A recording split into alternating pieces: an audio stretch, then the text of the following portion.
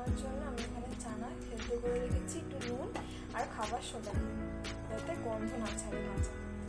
আর লাগছে পেঁয়াজ, আমি দুটো বড় বড় পেঁয়াজ কেটে রেখেছি, একটা টমেটো, কাঁচা লঙ্কা আপনারা স্বাদ মতো দেবেন, আমি দুটো দিয়েছি। আর এটা হলো কাশ্মীরি লঙ্কা মতো কাজ করবে, এটা আমি ভেজে মিক্সিতে গুলিয়ে নেবো একটু জল দিয়ে, তাহলেই লাল কালারটা ভালো আসবে। আর মশলার মধ্যে লাগছে তেল তো লাগবেই,